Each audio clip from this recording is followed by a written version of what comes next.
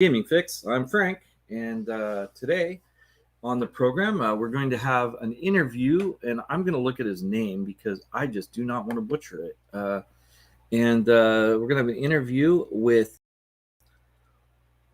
Pavel Jaconis, and I am probably hurting your name, and I'm really sorry. A really nice guy discussing a brand new game out there. Well, not brand new game, but an independent game that I look forward to talking about, and he'll explain it.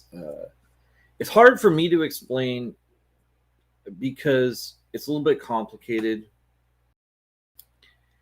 and I'm just going to be honest with everybody. I've been noticing I've been having to use notes a lot lately. I sometimes don't have everything as sharp as I used to be able to, and I'm working on ways to make that so that it's not a problem for everybody. That's just my problem, but like explaining complicated things is getting a little bit harder. And I don't know if that's what they call the foggy brain, or if it's a lot of information that I'm taking in all the time, and so I have to let go of some information or something like that. I don't know what it is, but I'm going to work on it, and we'll get to it.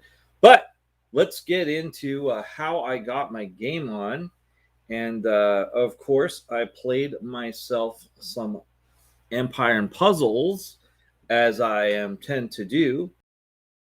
And if the program, basically what it is it's a game very much like Bejeweled, except for you have like these missions that are kind of more like an RPG, which I really enjoy, and want to put a shout out to Make Something Else Up. Always great people. Mimi, the head of the guild, co-head, Lonnie, Tex, um, Deaths, something. See, I should have wrote a list for those people too. Newbie, spelled Nuby. All a bunch of great folks that I love playing with. Death Slacker, that's it. Anyway, really had a good time doing that. Was in a war. Didn't do amazing with it. I just don't low fighters. I've got about three good teams, and two are like top teams, and one is like, okay, I guess you make the cut kind of thing. So did my best to get them going. I'm trying to get some more ascended legendaries, and it just takes a long time. It'd probably be a little faster if I was paying a lot of money, but I haven't been able to do the VIP package recently, or to be on the like. There's a thing where you get, if you beat certain what do they call that? Like, I guess like a mission, but it's not a mission. But like if you meet certain goals, they give you like cool prizes. And I still get some cool prizes, but I don't get the super cool prizes like, free legendary heroes. Or actually it'd be possible legendary heroes. But as much as I hit for legendary heroes, the next time that I put some money into the thing, I should probably get a couple. Because I just get them a lot. I'm not sure why that is, but it's just a thing. I'm not a gambler, but I always feel that I would do well in Vegas. Except for, although some people was like, yeah, but you're not so hot on the dice sometimes when you're playing D&D. So I don't know. Played that, tried to get that going. Did pretty good. It was fun. Nothing eventful really happened. Then I ran some Pathfinder, as I am wont to do. Pathfinder was pretty cool. They went to the docks during Extra Life and kind of were working towards that goal. And then at the game ran longer than it has ever run. It starts at 3:30 and usually ends right at 6:30 because we have a player that has to go to bed. A friend of mine's stepson has to go to bed at a certain time, and so we just respect that, not a problem. Anyway, so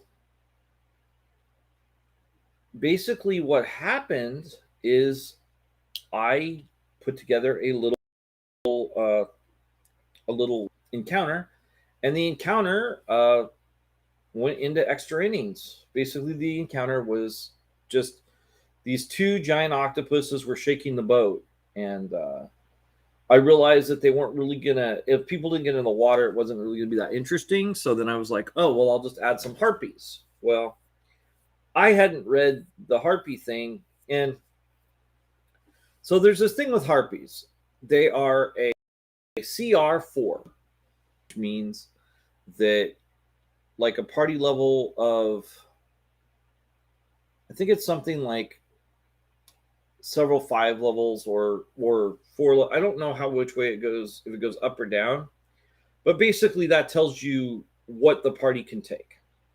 So I figured, we have some 7s. We even have an 8 now, which I found out. So I'm like, okay, this should be fine. There's some 6s, some 7s, some 8s. I think Danny's running a 7. I don't think anyone's running a 6 anymore. I think it's just 2 7s and an 8. So I thought we were okay. So the chances of, she has this thing where it's called, it's a charm, and it's called compel. And what it does is it makes them go to the harpy and stand there, and they can defend themselves, so they get all their, but they cannot attack. So every single round, they're just like a sitting duck, which isn't like, if you have one harpy, then as soon as she moves, the compel is broken because they have to constantly keep singing. They can't sing and attack at the same time. Thank goodness. But there were 3 harpies, so the second harpy was singing and the other one was attacking. And someone's like, this seems kind of cheap, even though we figured out that work. And I'm like, yeah, it kind of does. And I looked and I'm like, yep, this is bad. And I said, hey, give me a sec. So I actually went on to online, checked it out, found out that someone else was saying, yeah, so this combo can create a TPK. Now, the percentage chance, if you want to figure it out, I'm not that good at math, but one of my players figured it out. It's a 85% chance for 3 people to not make a DC 16 check. When you consider that that's you have an adjustment plus the dice roll. So not making a DC 16 check on will is not really too likely, but he said it was like, I think he said it was a 86% chance. It's like a 91% chance if you have 4 people, but they have 3 people in the party. So we rolled, and when they rolled, they found out that all of them got compelled. And because all of them got compelled, they were going to lose. So I, as a DM, thought, well, maybe the scared, because the octopus was actually compelled as well. And I'm like, oh, well, what will the octopus do? I'm like, well, I guess the octopus will go on deck, and because it says they have to go towards the harpy. So I'm like going, okay, well, that's weird.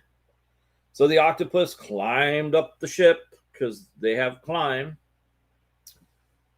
I don't know. You can debate me if you think that maybe an octopus couldn't climb a ship. I don't know. Is there any chat? If there's any chat, can an octopus climb a ship? Let me know. Let's find out if our intrepid adventurers should have died. Hashtag, can an octopus climb a ship? That'd be a cool t-shirt. A ship, and it's like this octopus just climbing up. Somebody wants to do a ship with the octopus climbing up. Let me know. Anyway, so basically we did that. And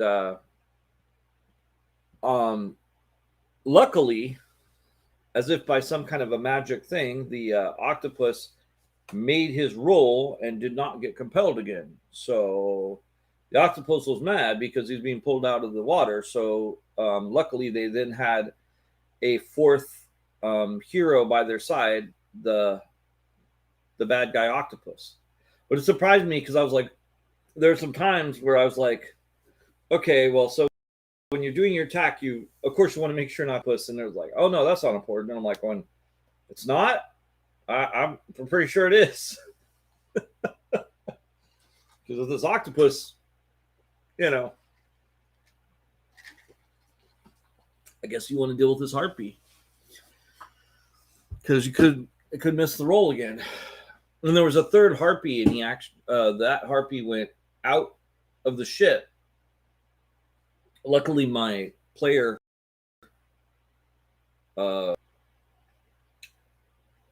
being out of that thing and the possibility of a reset just automatically just decided to zot him, or zot that harpy with a burning ray and just murdered it immediately. So that was a good thing because its next round it was going to try and sing, and if the roll would have gone again, then that would have been TPK. Because I was like, all right, I'm going to be fair, but there's only so fair I can be. And there has some risk in order for, I don't know. That's another question for the chat. Do you guys think that there should be some actual risk in an encounter? Do you think there should be some risk in an encounter? This is something that's kind of come up. Do you think that there should actually be risk in an encounter? Because sometimes people, I get a feeling like they don't want actual risk in an encounter. But I feel like there's reason that there are rules where someone could actually, bite it, that they could die.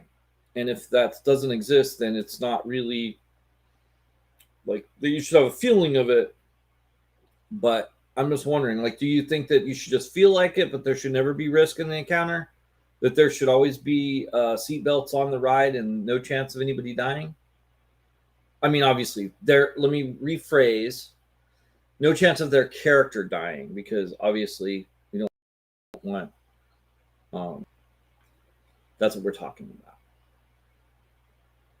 So they made it out of there, but it did take a while, and it was funny. It was really funny. One of the characters was like basically like, well, I don't know what to do, so I'm just going to hang back. And that kind of messed with everybody too. And it was weird because it was like, I don't know what to do. And everybody's like, I've got like 3 things you can do. These 3 things. He's like, well, I just don't know. And then like he didn't do anything. And everybody's like, wow, okay. So we kind of lost an action on that one, which was kind of weird. So yeah, that's how that went. And so they are on their way to the island where they celebrate the rending of the veil. So, and if you understand the verb, understand they're going to a Halloween party. They probably haven't figured that out. But they're going to a Halloween party, a tropical Halloween party. So they're going to the Libra Lair, but on an island. I don't know. Anyway, so actually, just realized I actually told my day out of. Oh, well, it doesn't matter. So then I went down to Guild House, and I'm signed up tonight too to play in Adventures League, D&D Adventures League with my bard. Now, what's funny about my bard is my druid. He's a circle moon druid. Circle of the moon. I think it's circle of the moon. And his whole thing is turns into a spider. So basically, I tank as a spider. So what I do is I turn into a spider, and I can use all my spider abilities, and at the same time my AC isn't being affected in real time because I'm just taking damage as a spider. If I need to turn into a druid, then I can turn into a druid and then use my ability, and then that way, I'm protecting myself. And then I think I'd like to get some armor anyway. I just haven't figured out a way to get some. If you are in Adventures League and you have something you want to trade for well, definitely for my Sunblade, which I can't use at all. It's a blue Sunblade named called Dawnfire, or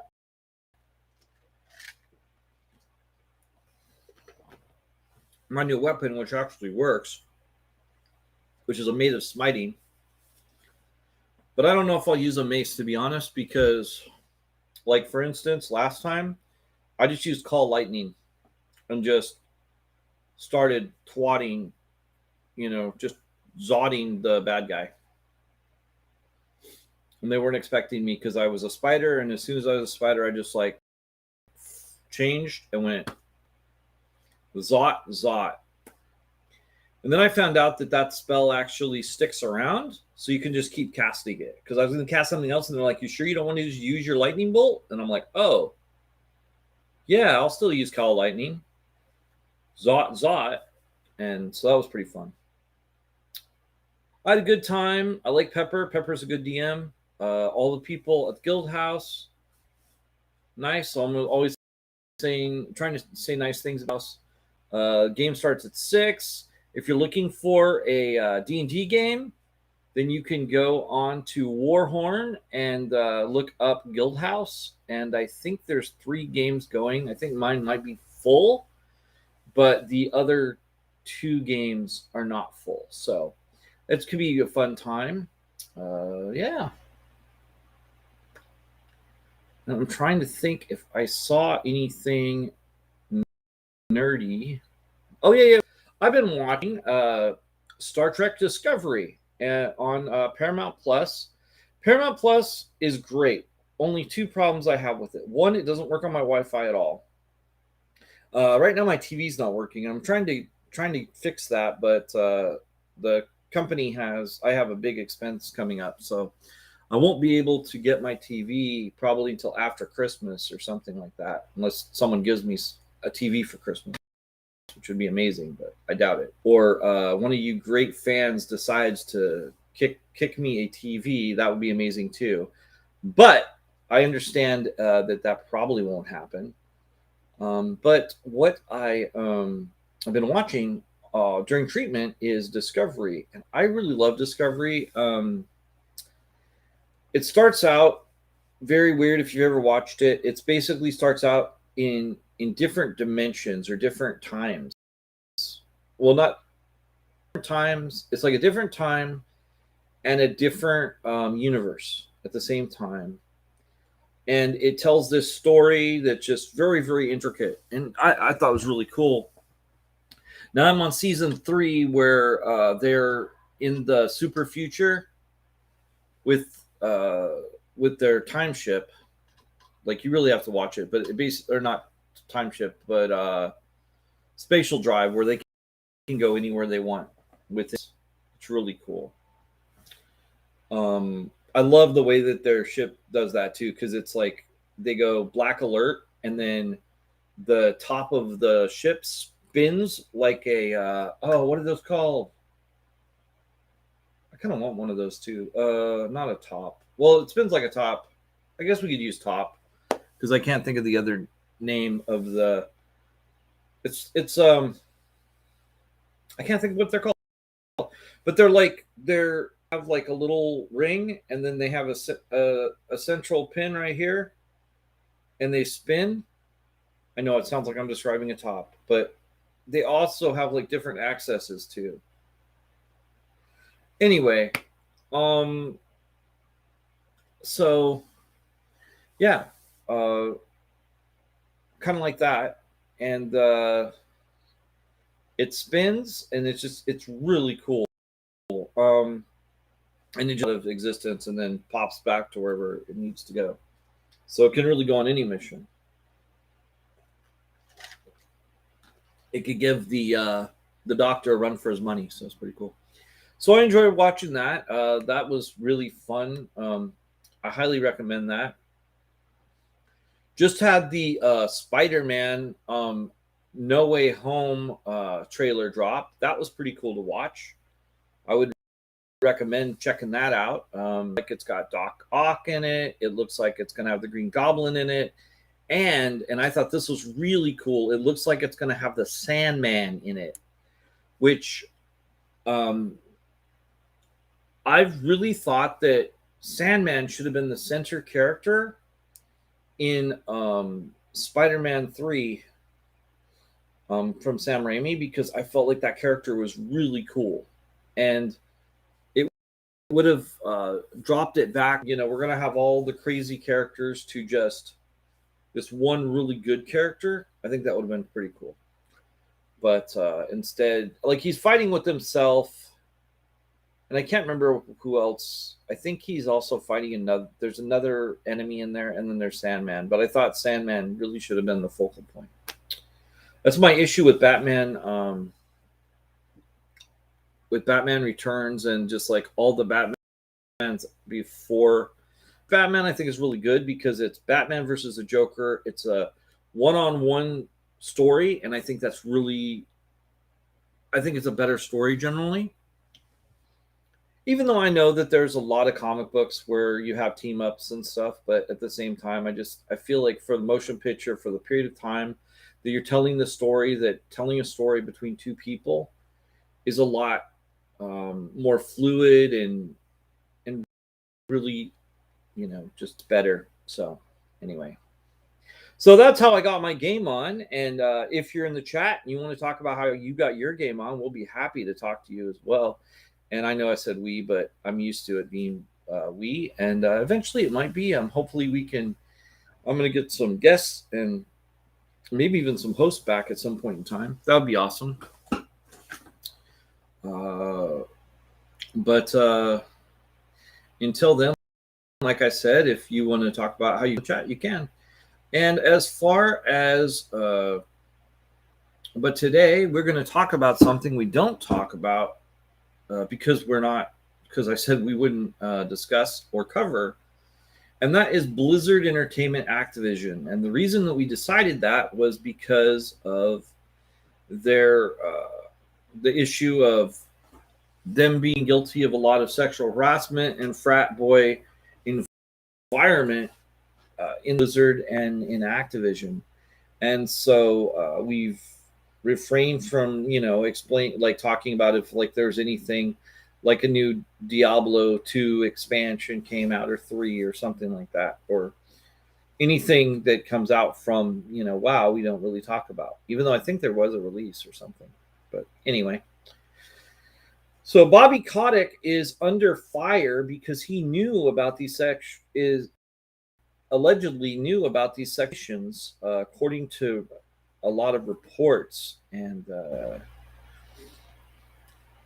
according to The Guardian, he has been asked to step down from Activision and Blizzard by a group of shareholders that they're calling themselves the activists.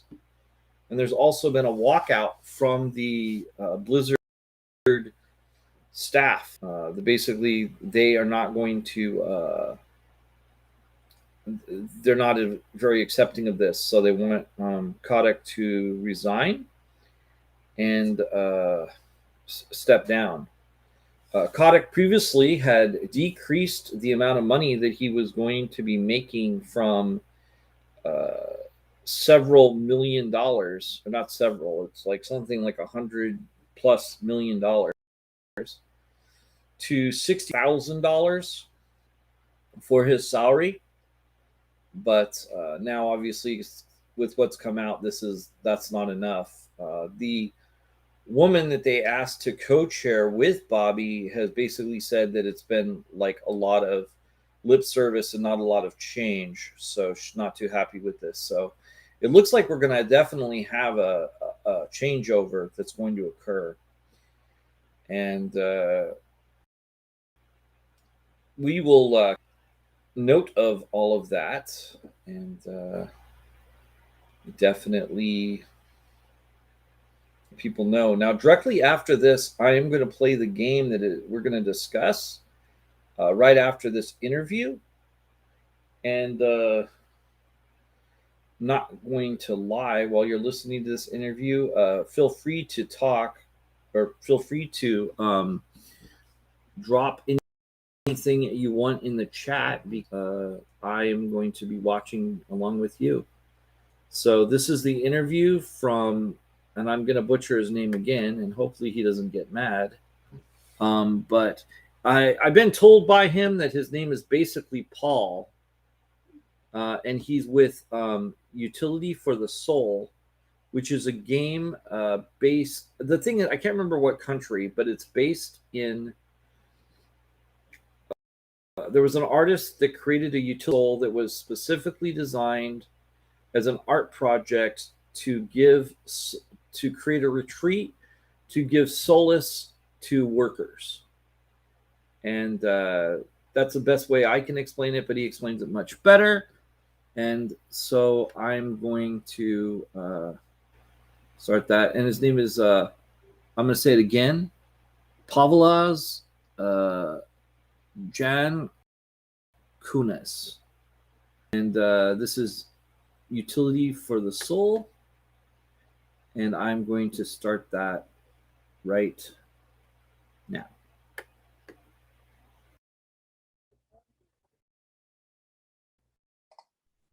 Hi, so this is our guest, Pavel, and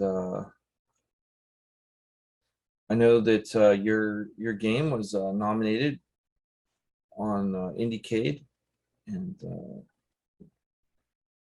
it's kind of an interesting one.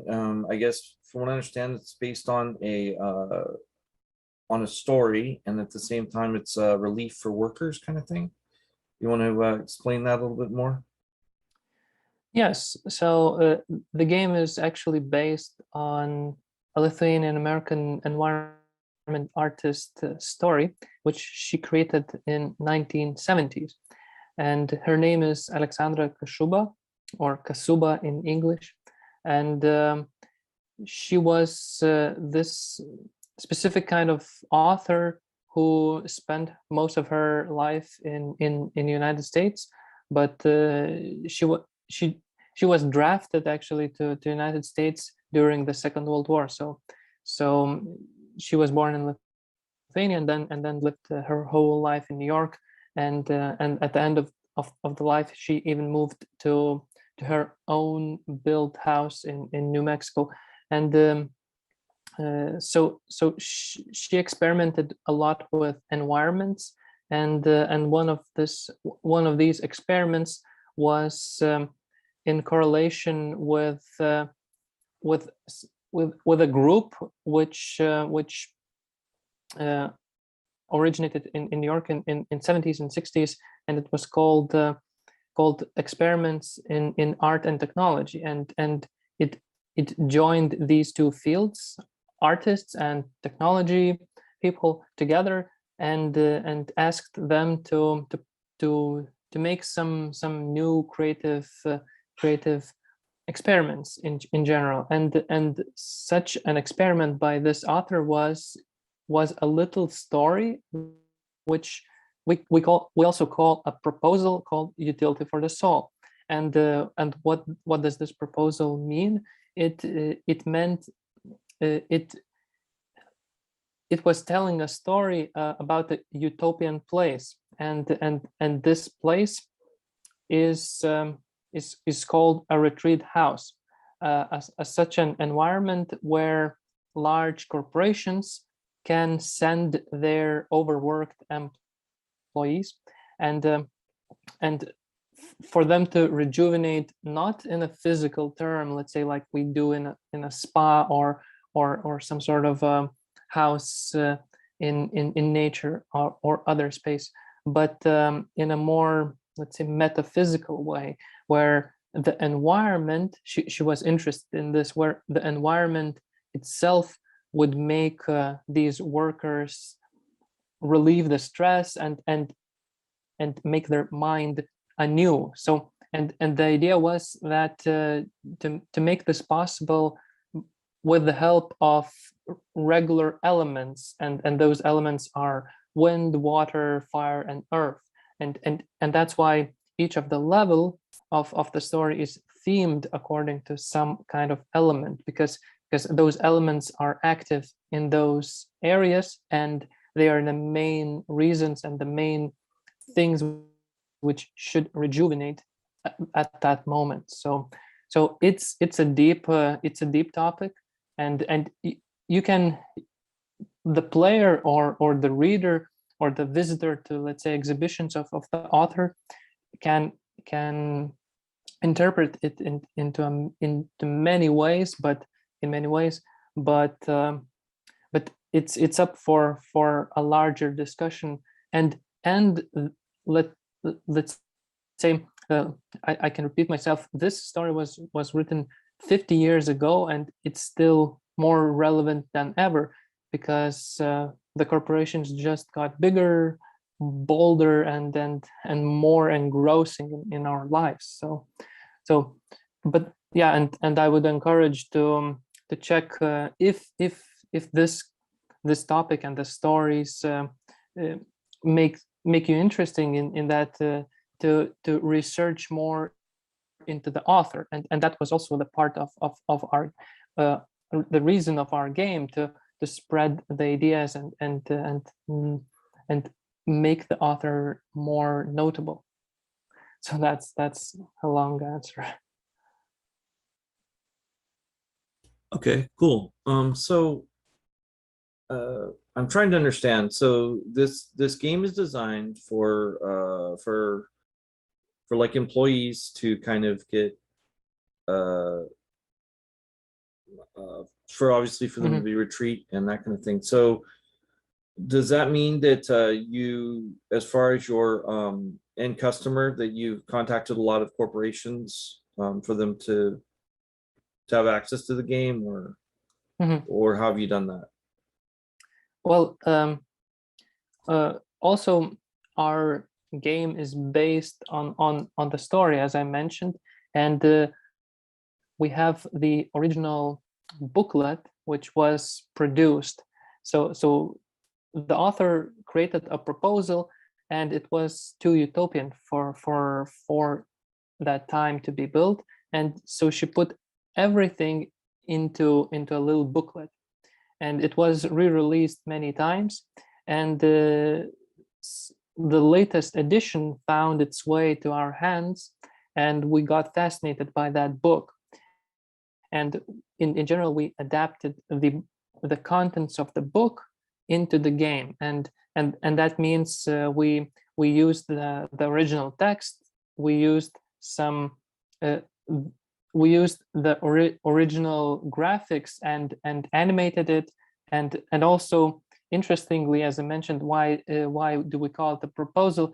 Because it has these specific notes how this place should be built, and written notes, I mean, and some of those notes were also in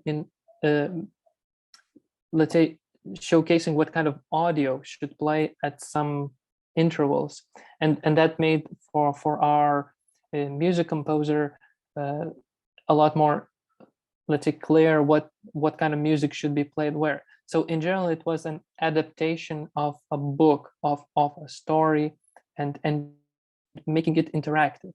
So but for whom it should be, like, who should use the game, or who should play the game, we think that everybody and could be, let's say, the player, or could experience the place, because the author states that yes, it's a place for large corporation employees to unwind, but in today's world, I think there's not a person on the planet who doesn't feel stressed at some point on their daily lives, or especially working lives, and that's why it makes that's why it's still relevant more than ever. We haven't tested it exactly with some corporation employees. We thought about it in a more general way. All right, that's pretty cool. So how do people get a hold of it? How do you play it, and how much is it, and all that information?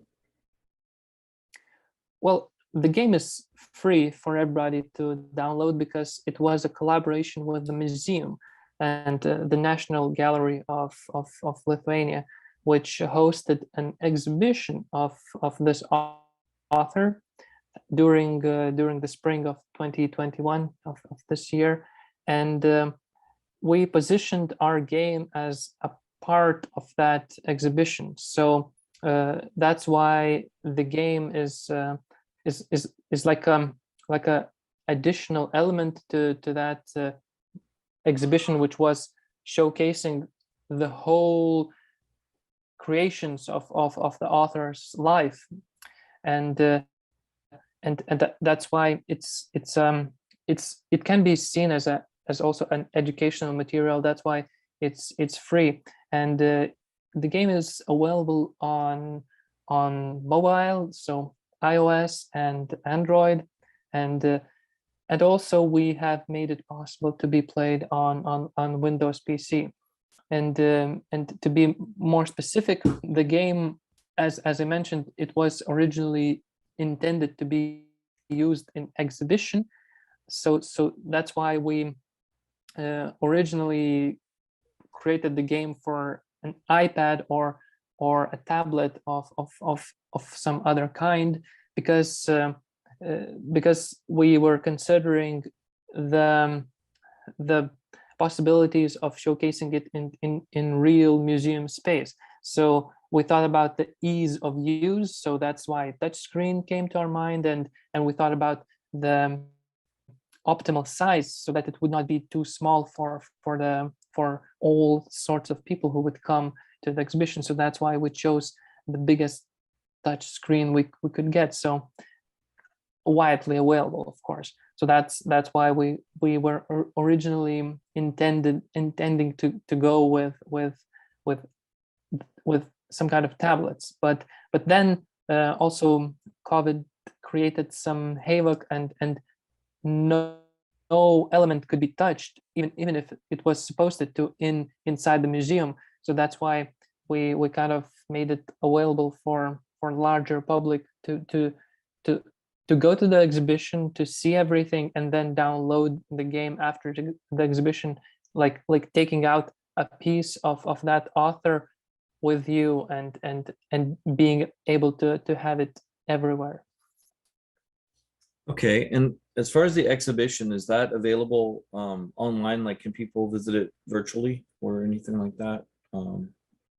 Unfortunately, not. The exhibition was it was not a one-time thing. It is a traveling exhibition, because a lot of museums are interested in having in showcasing this artist, Okay. because Kasuba was and is still not represented enough, like other more known Lithuanian. I'm talking about specifically Lithuanian authors, but that's why she's very interesting, as her style and her approach to art and spaces is quite unique. So the exhibition may go to some European cities, or later even something else. It really depends on the communication between the museums. But let's say in our website we have some links to videos and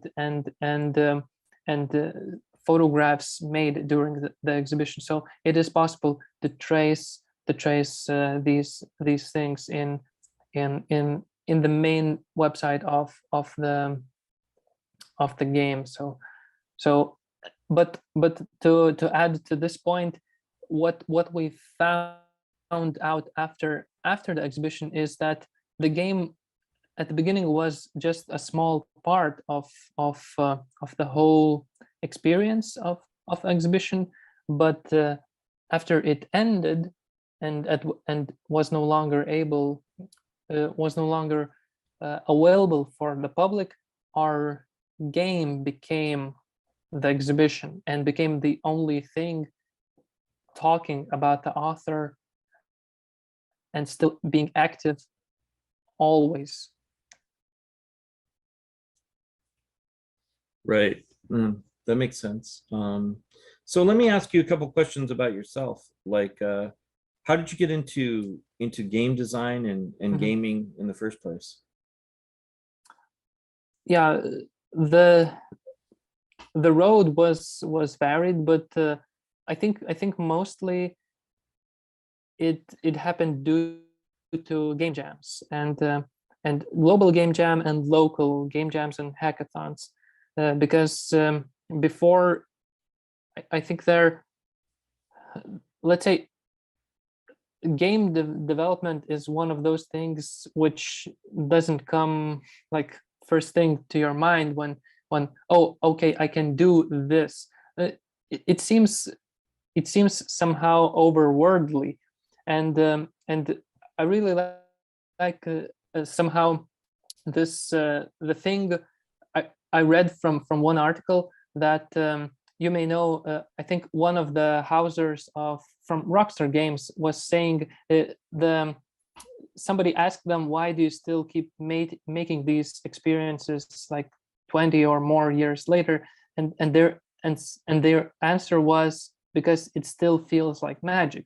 So I think a lot of people don't even imagine how these things can be created. So but game jams were the places and spaces which, let's say, put this to a ground level, put you in contact with other developers, other creators, and just people who wish to create something, and then you see that, oh, okay, so this is kind of possible, and then you see that you can create and let's say express yourself in this kind of medium, even if you're not a game developer in an official or professional way. And me personally, I graduated as an architect, and not a software architect, but a real world architect. And on some part, it is a profession which combines technology and art, and games felt right at home, I guess, and where you could create some. In general, you can express anything in this kind of medium, and I also create comics and do cartooning, and I always have to explain to other people that these kind of, let's say, comics or games, they are not limited by the theme, because a lot of people think that, let's say, comic books are just about the superheroes, but no, these are mediums just like books, like movies, which can express any kind of themes. And when I think about it, games at this moment is the most the medium with which you can express almost unlimited potential, I guess. And also there's another studio which recently released Disco Elysium, and I remember them reading about them that they consider themselves just artists in general, not game developers, but artists, and something like a Dadaist movement or other kind of group of artists, and they used game development or game creation just as as a media which best expressed what they wanted to say with their art. So I see this as an unlimited, as having an unlimited potential. So that's why I'm drawn to it, and yeah, basically on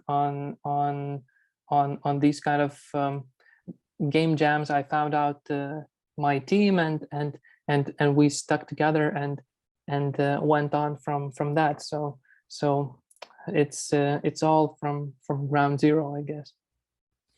Sounds good. So what games have you played for fun, or what do you enjoy doing as far as in gaming?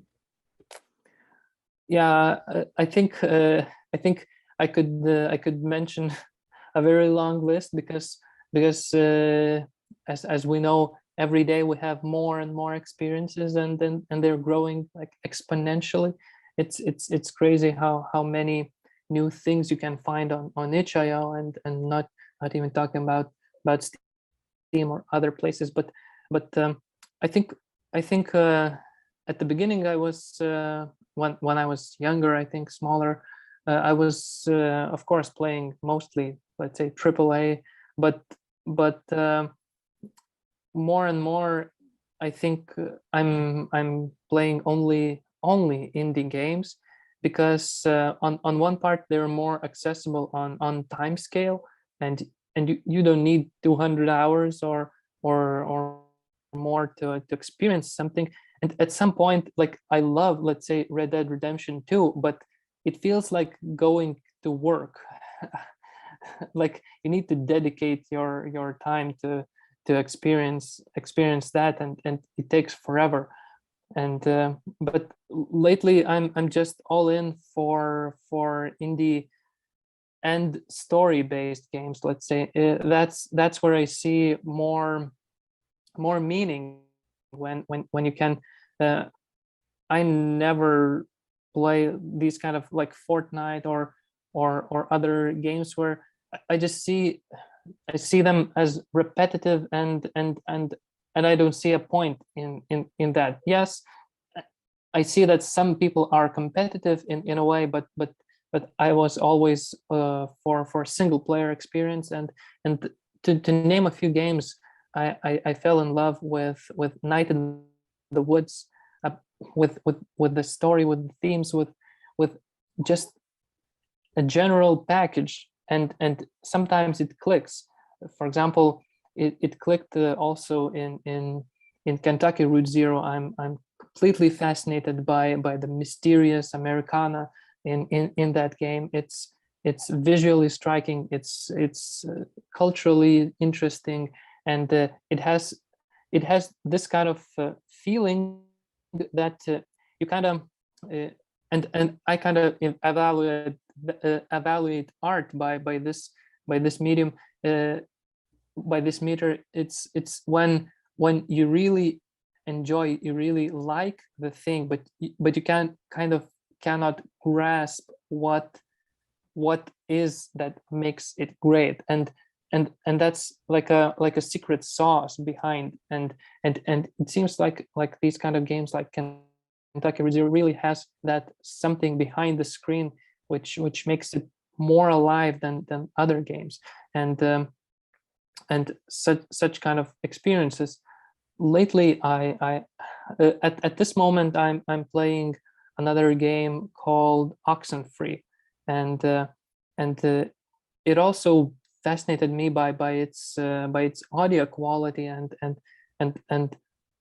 story, and all of these kind of things. So and maybe the last shout out would also be to Turnfollow Studio, which developed games like White Ocean, Big Jacket, and I think it won some sort of award last year in Indiecade. And it's a game. It's a very short game, but it tells a story about this unconventional family which goes into a camping trip for one night. and it's all about the communication between these characters, and there is all sorts of liveliness in that game. And on itch.io, I found that this studio has a lot of smaller smaller games which are free to play. So all of them are full of life and full of emotional depth, and Little Party was the latest I played from them. So all in for these kind of small but super interesting story games. That's what I feel lately. All right, cool. So is there anything else you would like to share today? Well, I think let's say, if I may, that would be, I would repeat some of the people from Indiecade awards that I think a lot of more interest should be made for art house games, for these games which have which look into all of this media from different perspectives, and they're, each of those games are unique in a way no AAA could possibly be, and I think just that art and games could merge even more. So I would encourage to try to seek just not doing a platformer or a racing game or a shooter. Just do something creative with these tools which we can have, and move beyond these predefined genres which keep us on rails, but we just need to go off the rails and create something beautiful and prove that this is actually, we're making art. So that would be my message. All right, well, thanks for coming on, and definitely be watching out for more stuff from your studio, and I'm sure people will check out the game, and we'll probably maybe even play the game on Twitch, and so people can kind of experience it. But thanks for coming out, appreciate it, and have a great day. Yeah, thank you for having me. It was really interesting to talk to you. All right, bye. Bye.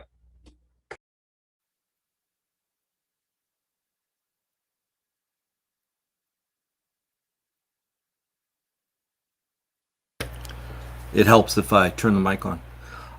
We really appreciate talking to Polov Jaconis about Utility for the Soul, and it's a nominated game from Indiecade.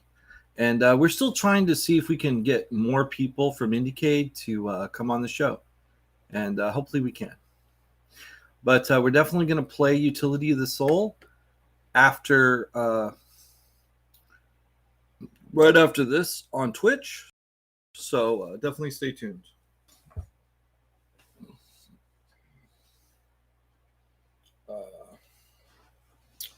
So a couple things. Not a lot today, but one big news item is that, like always, you should go on to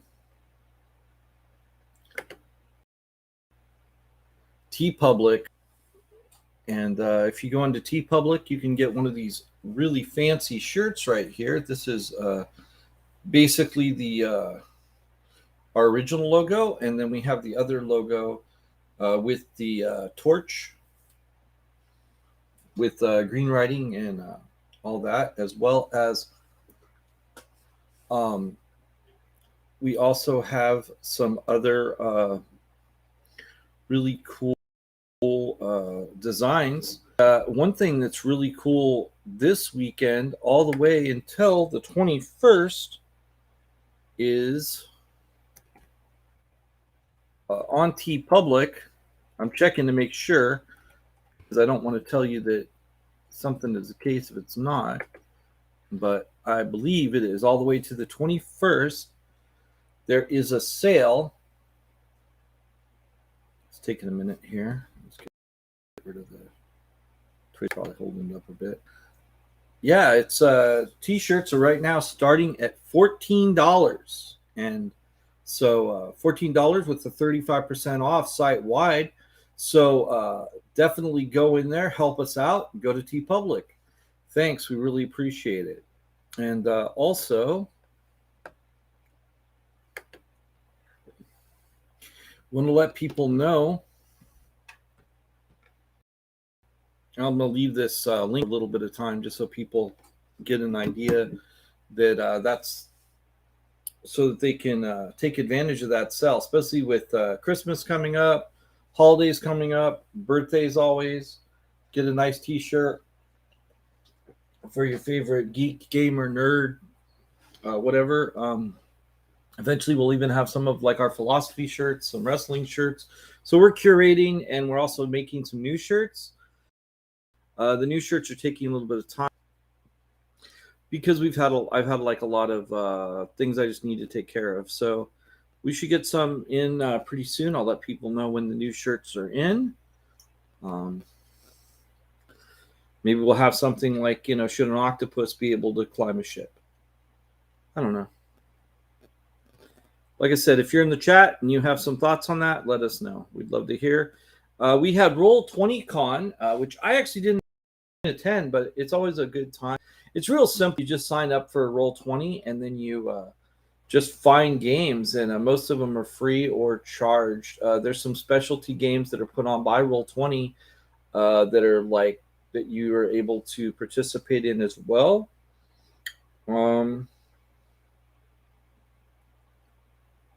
Actually had some news. I was trying to find it. Oh, that's right. It's Elder Scrolls, the board game, has just cleared $100,000 on not on the new service GameFound. So definitely check that out. It looks like it's a full. Let me see if I can get the story here. I clicked it earlier. I think it's in promos, promotions. Yeah, there it is. Okay. Oh, I'm sorry. Okay, so it's a Skyrim the Adventure game, and it's